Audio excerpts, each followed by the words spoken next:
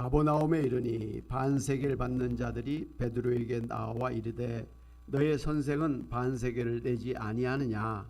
이르되 내신다 하고 집에 들어가니 예수께서 먼저 이르시되 시몬아 내 생각은 어떠하냐. 세상 임금들이 누구에게 관세와 국세를 받느냐. 자기 아들에게냐 타인에게냐. 베드로가 이르되 타인에게니이다. 예수께서 이르시되 그렇다면 아들들은 세를 면하리라. 그러나 우리가 그들이 실족하지 않게 하기 위하여 내가 바다에 가서 낚시를 던져 먼저 오르는 고기를 가져 입을 열면 돈 한 세겔을 얻을 것이니 가져다가 나와 너를 위하여 주라 하시니라. 아멘. 예수님 당시에는 성전세라는 게 있었습니다. 그래서 만 20세 이상 된 남자는 1년에 한 번씩 성전세를 이제 드려야만 했던 것입니다. 이것은 출애굽한 이스라엘 백성들에게 하나님께서 시내산에서 모세를 통하여 주신 율법에 근거한 것이었습니다.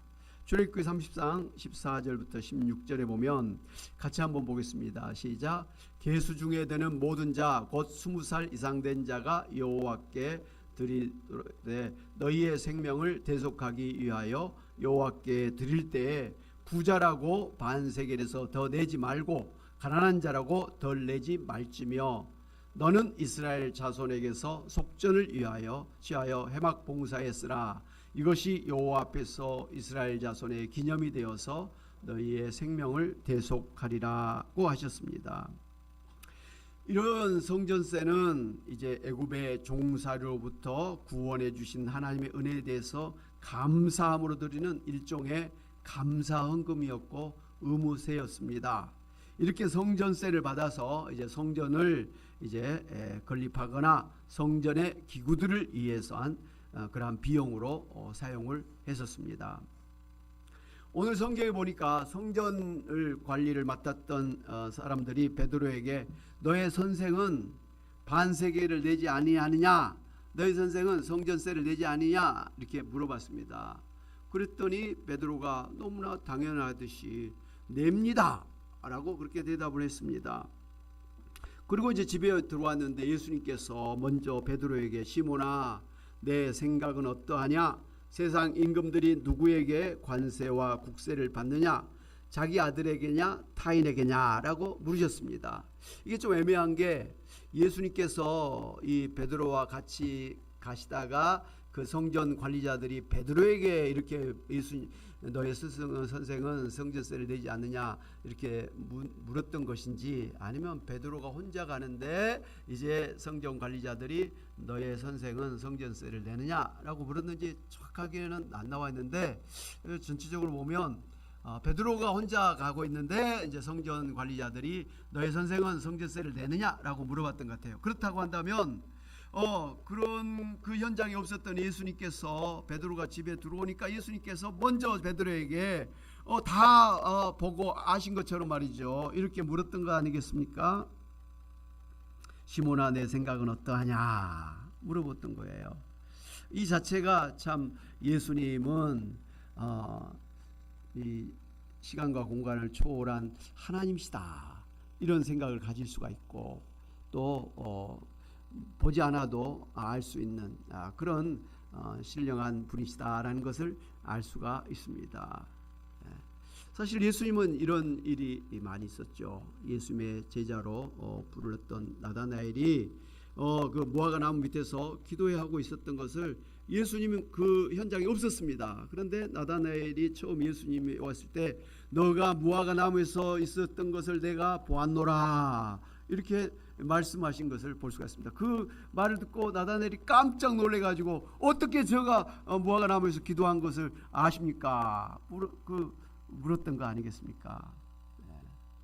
그랬더니 예수님께서 한 번 더 나가서 참으로 너가 참으로 순전하고 신실하다 하면서 나다나엘을 칭찬해 주시고 예수님의 종으로 부으셨던 것을 볼 수가 있습니다. 여러 가지 사건을 보면 예수님은 멀리 계셔도 보지 않아도 그 자리에 안 계셔도 다 보고 계시고 아시는 전지전능하신 하나님이시다라는 것을 볼 수가 있습니다. 오늘 이 장면도 그러한 예수님의 신성을 우리가 볼 수가 있는 것입니다.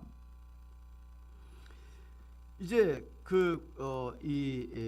세상 임금들이 누구에게 관세와 국세를 받느냐, 자기 아들에게냐 타인에게냐라고 물었을 때 이 베드로가 타인에게니다 이렇게 대답을 했습니다. 지금 시대하고는 다릅니다. 지금은 대통령이고 대통령 아들이어도 세금 다 냅니다. 그런데 이 왕정 시대, 왕의 시대에 이때는 아마 이 왕 자신과 왕의 자녀들은 관세나 국세를 내지 않았던 것 같아요. 외적으로 그렇게 대우를 받았던 것 같습니다. 그러니까 그런 배경하에서 왕이나 왕의 자녀들은 세금을 내지 않습니다 라고 대답을 한 거죠. 지금 시대는 안 맞는 거지만 그 당시에는 그랬다라는 것이죠. 오해 없으시기를 바랍니다. 그 말씀을 들으신 예수님께서 그렇다면 아들들은 세를 면하리라.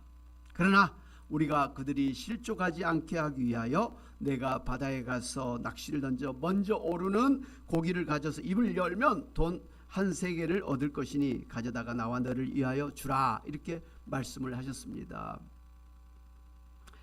참 오늘 성경에서는 그 이후의 이야기는 나오지 않았습니다마는 예수님의 말씀대로 베드로가 갈릴리 바다에 가서 낚시를 던졌을 것입니다. 그리고 먼저 올라온 잡은 물고기 입을 쫙 열어보니까 그곳에 한 세겔이 딱 들어있는 거예요. 그래서 그것을 가져다가 이제 성전세를 예수님과 베드로에 해당하는 성전세를 냈다는 것을 우리가 알 수가 있습니다. 할렐루야.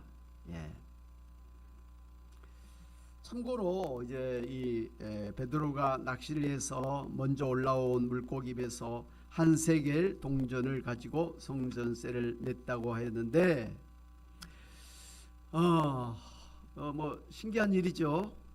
그 고기를 잡았는데 그 안에 돈이 있어가지고 그 돈을 가지고 세금을 냈다.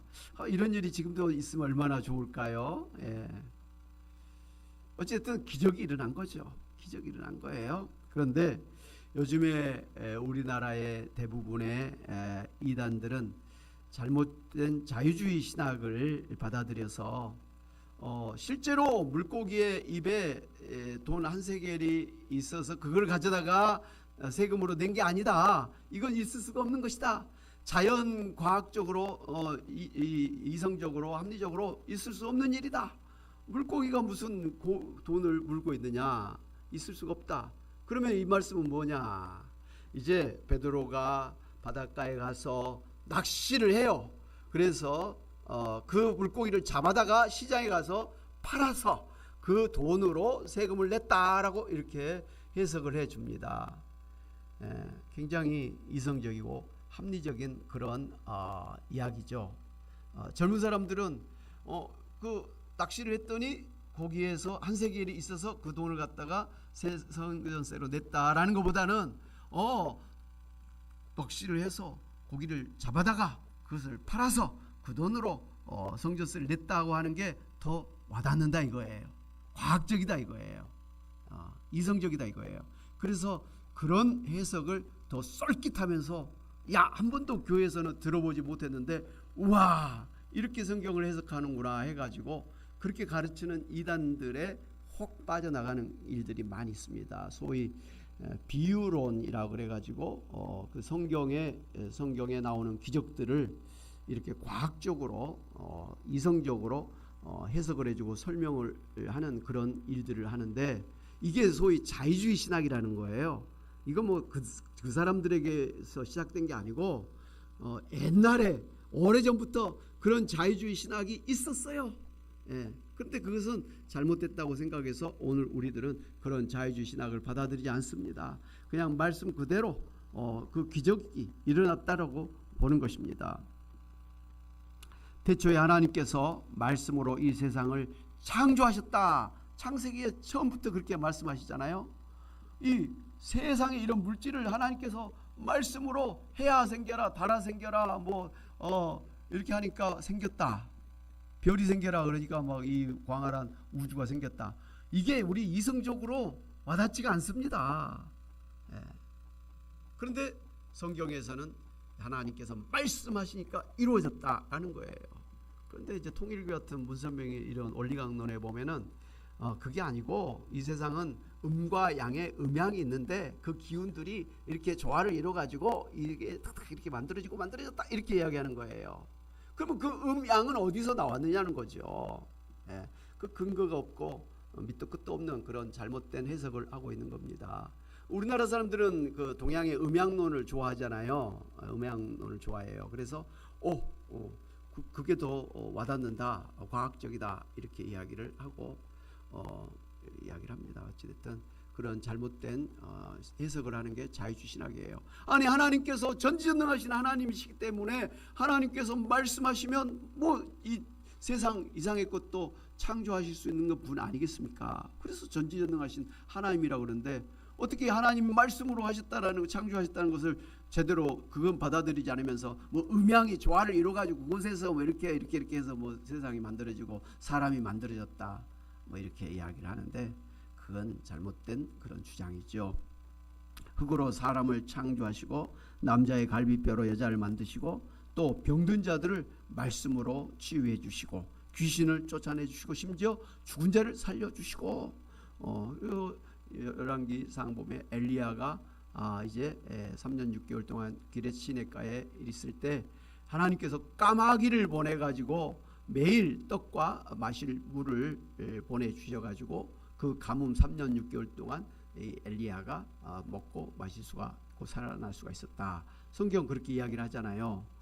까마귀가 까치도 아닌 까마귀가 그 떡과 물을 갖다가 고기를 갖다가 엘리야 선지자에게 주어서 먹겠다. 성경은 이야기합니다. 근데 또 이단들 자유주의신학자들은 또 그것을 그렇게 받아들이지 않습니다. 무슨 놈의 까마귀가 무슨 날마다 때마다 떡과 고기를 어디서 나와서 갖다 주느냐? 이건 이치에 맞지 않는다. 과학적이지 않는다. 그럼 이걸 어떻게 해석해야 되느냐? 그 당시에 이 가뭄이 드니까 그 당시에 그 바알과 아세라 목상 신이라고 하는 우상을 섬겼잖아요. 그러니까 그 사람들이 이제 산당에 가서 막 제물을 갖다 놓고 제사를 드리고 그랬다는 거예요. 그래서 그 제사를 드리고 거기에 이제 고기와 떡을 갖다 놓으면 그것을 이제 엘리야가 거기에 가서 그 떡과 고기를 먹고 지냈다. 이렇게 이야기를 하는 거예요.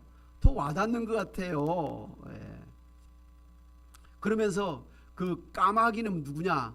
하나님이 보시기에 까마귀 같은 그 우상을 섬기는 사람들이다. 뭐 이렇게 하면서 굉장히 솔깃한 해석을 합니다. 막 영적으로 쪼개가지고 막 이렇게 해석을 해주는 것 같아서 훨씬 더 와닿고 더 이거 맞는 것 같은데 그렇지 않습니다. 하나님께서 까마귀를 가지고 명령을 해가지고 떡과 고기를 이 엘리야 선지자에게 갖다 주는 거 일도 아닙니다. 모세를 통해서 하나님께서 10가지 재앙을 막 일으켰잖아요. 물이 변해서 막 피가 되게 하시고 메뚜기가 와가지고 하고 막 난리 우박이 쏟아지고 그래서 이 애굽 왕이 항복을 해서 이스라엘 백성들을 출애굽시켜줬지 않습니까? 그게 다 기적이에요. 네? 기적이에요. 무슨 그걸 과학적으로 어떻게 설명을 합니까? 하나님은 창세기부터 요한계시까지 계속해서 기적으로 역사해 주신 하나님이신 걸 볼 수가 있습니다. 당연한 거예요. 하나님은 전지전능하신 하나님이기 때문에 못하실 일이 없는 분이에요. 이 세상을 심판하시고 다시 세상을 새 땅으로 재창조하시고 죽은 우리를 부활시켜서 다시는 병들지 아니하고 죽지 아니하고 고통과 눈물이 없는 신령한 몸으로 부활하신 예수님 같은 영광스러운 몸으로 우리를 부활시켜서 영원한 천국에서 하나님과 영생을 누리며 살게 하신다는 거, 이거 전지전능하신 하나님이시기 때문에 가능한 일이지 이게 무슨 과학적으로 무슨 놈의 이게 가능한 일이냐는 거예요. 과학으로는 안 되는 이야기죠. 그렇기 때문에 오늘 예수님께서 베드로에게 너는 바다에 가서 낚시를 해가지고 제일 먼저 오르는 이 물고기의 입을 열어서 그곳에 있는 한 세계를 갖다가 이제 성전세로 내라 해서 베드로가 그렇게 해서 냈단 말이에요. 이것은 전지전능하신 하나님이신 예수님이기 때문에 가능한 일이다라는 것이죠. 많잖아요. 베드로가 처음 예수님 만났을 때 밤새 고기를 잡으려고 그렇게 수고를 했지만 한 마리도 잡지 못해가지고 허탈한 마음으로 바닷가에서 그물을 씻고 있을 때 예수님께서 이 베드로에게 깊은 데로 가서 그물을 던져라. 근데 베드로가 그랬잖아요. 내가 지금까지 이 어부의 상식으로 내 경험으로는 절대로 이 시간에 깊은 곳에 물고기가 없는데 주님께서 말씀하시니 내가 한번 해보겠습니다 하고 가서 깊은 곳에 그물을 던졌더니 그물이 찢어질 정도가 돼가지고 다른 동료들의 배를 불러가지고 이 고기를 잡았던 거 아니겠습니까? 이번에 제주도에서 너무 고기가 많이 잡혀가지고 그 배가 기울어져서 전복됐다라고 그러더라고요. 그러니까 자칫하면 배도 전복될 뻔했는데 다행히 다른 친구들 배를 데리고 와가지고 그 같이 끌고 왔다라는 거 아니겠어요? 그런 것을 통해서 베드로가 그 다음에 예수님 앞에 착 무릎을 꿇고 주여 저는 죄인으로서 저를 떠나소서 했습니다. 이건 절대로 인간적으로 있을 수 없는 일인데 이런 데서 이런 깊은 곳에서 이 시간에 이렇게 많은 고기를 잡게 할 수 있는 것은 이분은 하나님이 아니면 안 된다라는 그런 깨달음이 있어서 그 자리에서 예수님이 하나님이라는 그 깨달음을 가지고 저를 떠나서 저는 죄인입니다. 왜? 죄인은 하나님 앞에 서면 죽거든요. 그러니까 두려움에 저를 떠나달라고 그렇게 했던 것이죠.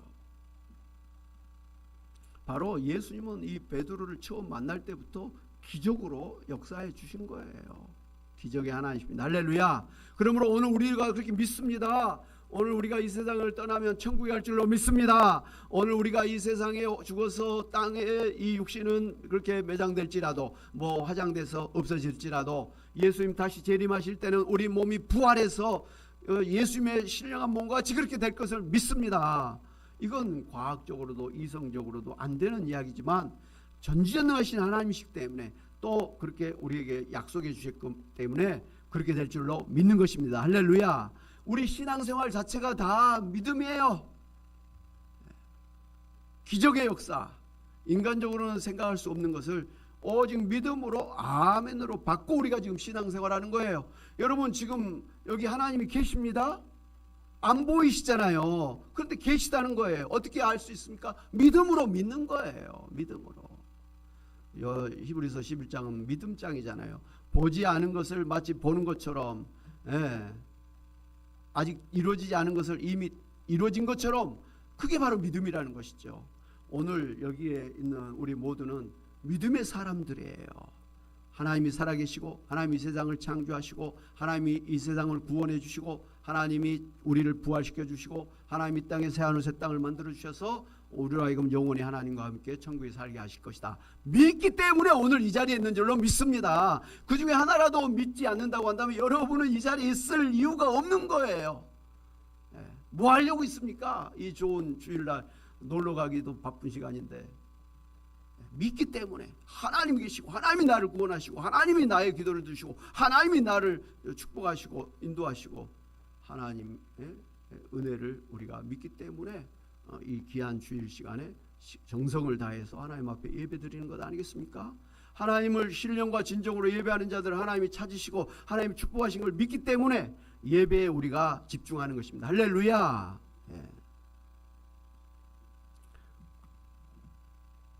오늘 예수님의 말씀을 보면 첫째로 하나님의 아들이신 예수님과 또 예수 믿고 구원받아서 하나님의 자녀가 된 베드로는 하나님 아버지께 드리는 성전세를 드리지 않아도 된다라는 것을 알 수가 있습니다. 다시 말씀드리자면 성전세를 드리지 않는 것은 성전의 왕이 주인이 하나님이시잖아요. 그러니까 성전세를 드리지 않아도 되는 자격은 누굽니까? 하나님이거나 하나님의 자녀들이면 안 내도 되잖아요.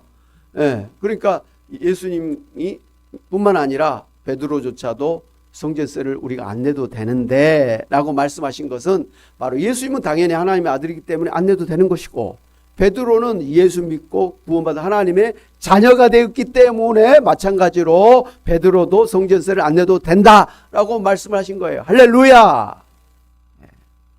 이 말씀을 통해서 오늘 예수 믿고 구원받은 성도인 우리 모두는 성전세를 드리지 않아도 되는 하나님의 자녀라고 하는 사실이 중요합니다. 요한복음 1장 12절에 예수님께서 이렇게 말씀하셨습니다. 같이 한번 보겠습니다. 시작. 영접하는 자, 곧 그 이름을 믿는 자들에게는 하나님의 자녀가 되는 권세를 주셨으니 라고 말씀하셨습니다. 예수님을 영접하는 사람, 예수님을 내 마음에 나의 주님, 나의 하나님, 나의 왕으로, 나의 구원자로 영접해서 모시고 사는 성도는 하나님의 자녀가 되는 권세를 받았다는 것입니다. 오늘 예수님을 믿으십니까? 그렇다면 여러분 하나님의 자녀가 되신 줄로 믿으시기를 바랍니다. 네, 바로 오늘 우리도 하나님의 자녀이기 때문에 예수님과 베드로처럼 성전세를 내지 않아도 되는 그런 특권을 가지고 있다라는 것입니다. 그러므로 오늘 우리는 하나님의 자녀구나라고 하는 그러한 신분의식을 가지고 프라이드를 가지고 사시는 여러분 되시기를 바랍니다. 예.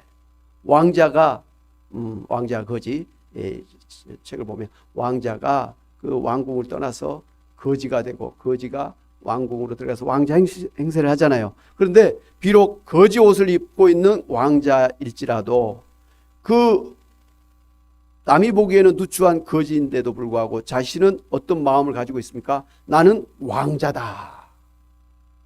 남이 보기에는 거지로 보이지만 속으로는 나는 왕자다라고 하는 신분의식을 어떻게 버리고 살 수가 있습니까? 오늘 우리가 이 세상에서 좀 누추하게 살아갈 수는 있습니다만은 우리 속으로는 나는 하나님의 왕자다. 하나님의 공주다. 나는 천국의 백성이다. 그런 자부심을, 프라이드를 가지고 살아야 된다 이 말씀이에요. 할렐루야. 오늘 추수감사절 맞이하면서 내가 예수님 믿음으로 하나님의 자녀가 됐다. 이 성전세를 내지 않아도 되는 하나님의 자녀가 되었다라고 하는 이 구원의 확신을 가지고 감사하며 기쁨으로 나아가시기를 주님의 이름으로 축원합니다. 아멘.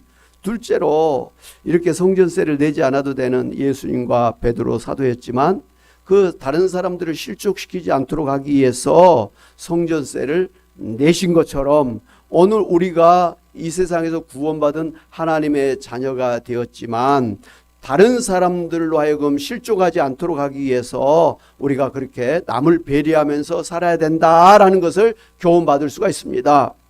하나님의 아들이신 예수님이 죄가 없으신 분이시잖아요. 그리고 그럼에도 불구하고 이 세상을 구원하기 위해서 우리와 똑같은 육신을 입고 이 세상에 태어나셨단 말씀이에요. 그리고 우리가 받아야 될 죄값을 대신해서 우리 대신 십자가에서 대속의 피를 흘리시며 죽으셨다는 것이죠. 이 모든 게 뭡니까? 예수님은 인간으로 태어나지 않으셔도 되는 하나님이세요. 그리고 이 세상에 태어났을지라도 그 가난한 목수의 집에서 가난하게 살 필요가 없었던 거예요. 무엇보다도 십자가에서 피를 흘려서 매를 맞고 그렇게 하면서 창에 찔려서 죽으실 분이 아니란 말이에요. 죄가 하나도 없으신 분이기 때문에 그 죄값으로 죽으실 이유가 없는 분이셨음에도 불구하고 왜 죽으셨습니까? 왜 인간의 몸을 입고 태어나셨습니까? 바로 우리를 생각해서 인간의 몸으로 태어나시고 우리를 구원하기 위해서 십자가에 피 흘려 대신 죽으셨던 것 아닙니까? 누구를 위해서요? 우리를 위해서요.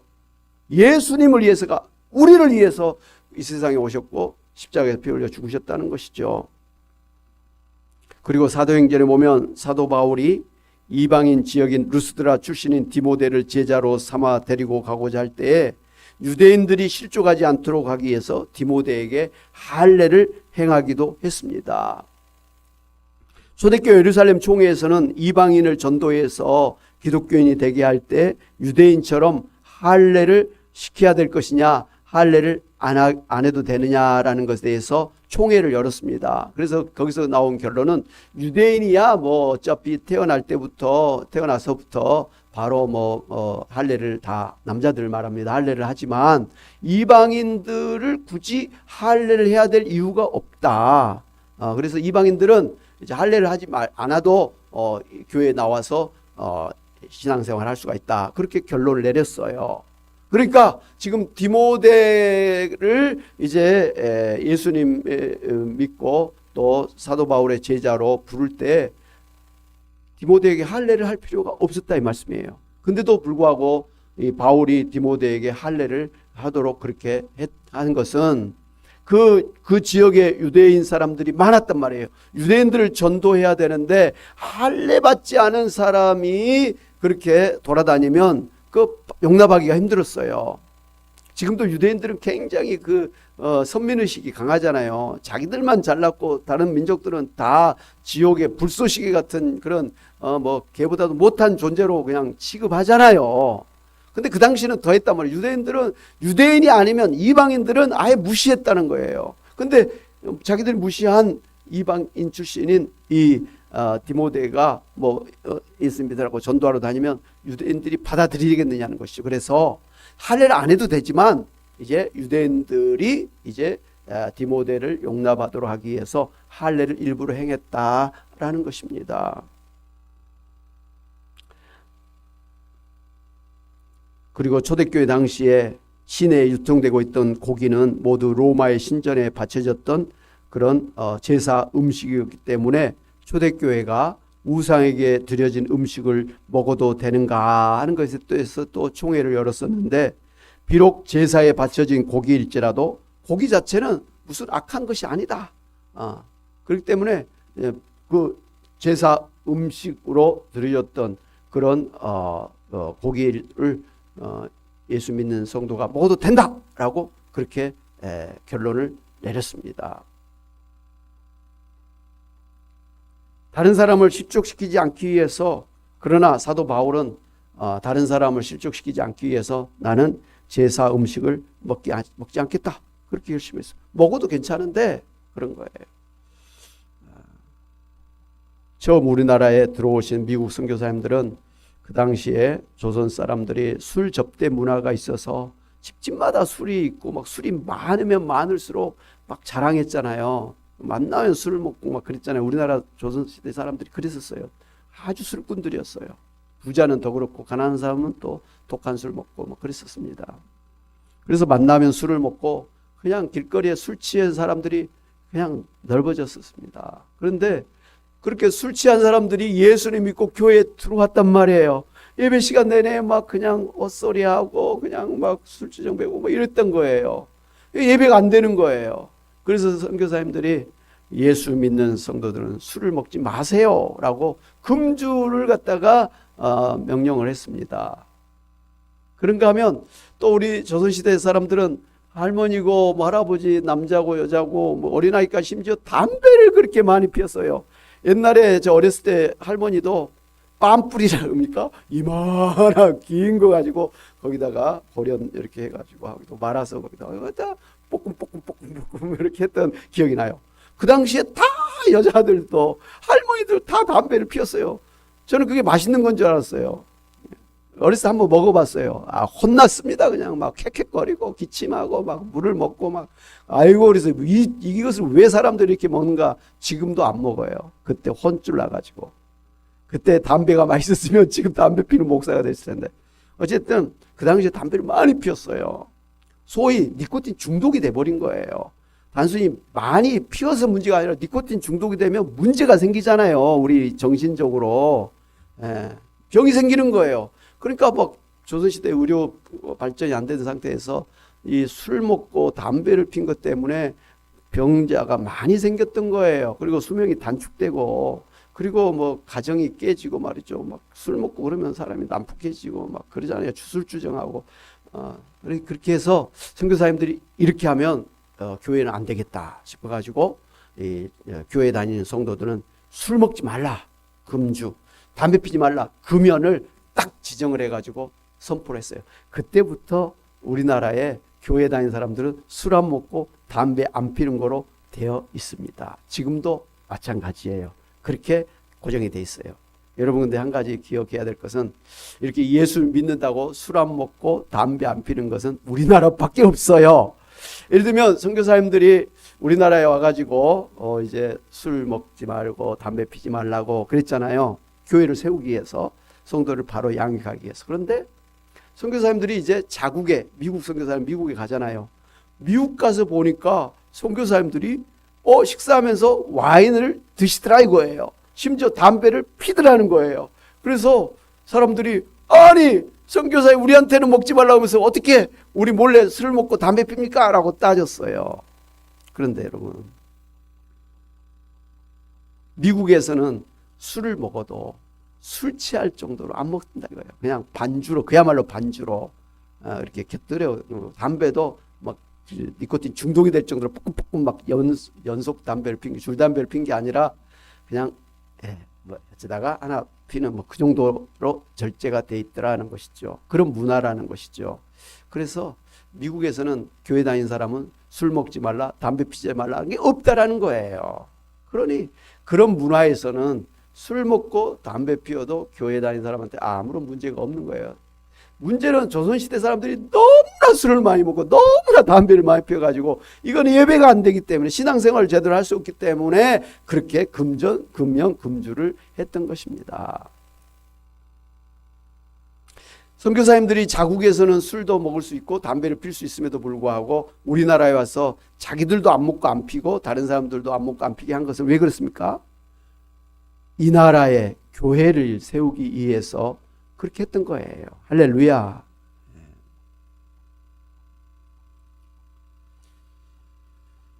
참 이렇게 말씀드리면 우리 성도들이 그러면 우리도 술 마셔도 되고 담배 피워도 괜찮은 거 아니냐 하면서 그냥 또 술도 드시고 담배도 피실 수가 있는데, 여러분 오늘 말씀을 드리고자 하는 것은 내가 가능할지라도 그것 때문에 다른 사람이 실족을 당하면, 시험에 들면 하지 않아야 된다라는 걸 지금 말씀드리는 거예요. 우리나라는 전통적으로 교회 다니는 믿음이 좋은 사람들은 술 안 먹고 담배 안 핀다라고 다 인식이 돼 있어요. 교회 다니는 사람뿐만 아니라 교회 밖의 사람들도 그렇게 돼 있어요. 그래서 술 좋아하고 담배 피는 사람들은 아이고 그 교회 가면 못 먹게 하는데 천주교는 술 먹어도 되고 담배 피워도 되고 신부랑 같이 먹을 수도 있고, 그렇기 때문에 나는 술 먹어야 되기 때문에 천주교 간다. 심지어 교회는 뭐 제사를 못 드리게 하는데 천주교는 뭐 제사를 드린다. 나는 제사를 드려야 되니까 천주교, 뭐 이런 사람들이 있는 거예요. 근데 교회 다니는 사람들이 술 먹지 않고 담배 안 핀다라고 다 세상 사람들도 알고 있는데, 장로라는 사람이 나는 뭐 성경에 보니까 술 먹어도 된다고 그러고 우리 목사님도 뭐 괜찮다고 뭐 그랬는데, 그러면서 막 술 막 그냥 막 치아들어 먹고 막 2차 3차 가고 막 담배를 줄담배 피고 그러면요, 주변 사람들이 아니 저 사람 장로라고 하는 사람이 어떻게 저렇게 술을 먹고 저렇게 담배를 피우면서 인정을 안 해줘요.